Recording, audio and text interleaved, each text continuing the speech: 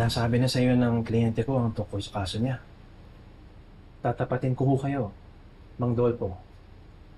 Medyo mahirap ang kasong ito. Kaya sana maaasahan namin kayo sa oras na susuko at litisin si Lorena. Importante ang magiging papel ninyo, Mang Dolpo. Tatapatin ko rin kayo. Ang totoo, kinakabahan ako sa mga bagay na tulad nito. Takot talaga ako sa mga korte-korteng ganyan. Baka mamaya matanong ako ng mga kung ano-ano. Hindi ko masagot ng tama. Basta ang alam ko, hindi si Carolina ang pumatay. Paghahandaan po naman natin ito. At uunahan ko na kayo na maraming beses na ipapaulit sa inyo itong kwento. Kahit na nasabi na sa akin ni Lorena, kailangan marinig ko pa rin sa inyo. Huwag po kayong mag-alala, Mang Dolpo. Magkakasama naman ho tayo dito eh. Basta huwag lang po kayong ipitiw. Dolpo, kayo lang po ang pag-asa ko. Para po malinis ko na yung pangalan ko at pagkatao ko. At Mang Dolpo, ito na rin po yung pagkakataon na bumalik po sa normal ang buhay ng kapatid ko.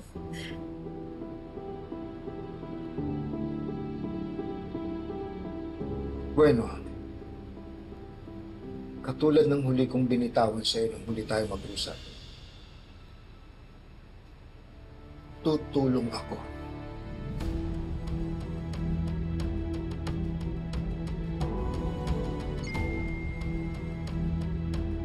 Hi, Tita Tris. Saan ka?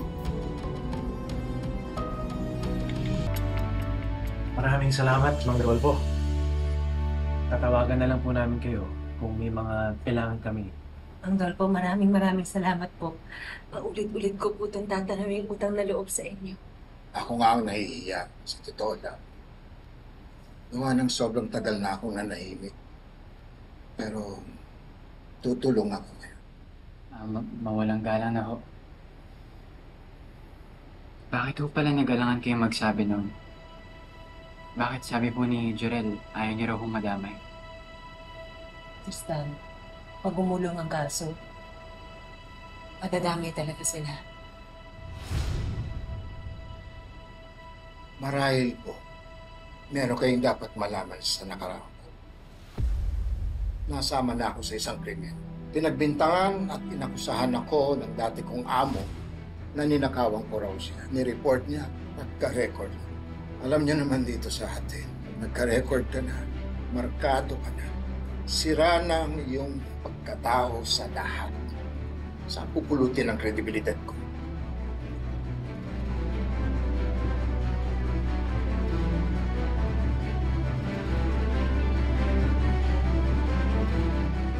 Grabe ang Carolina na yan.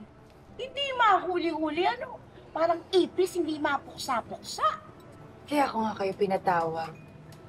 Because I need the two of you to do something good. And kailangan ko makasiguro na handa kayo magsalita ulit. Bakit? Sino kakausapin?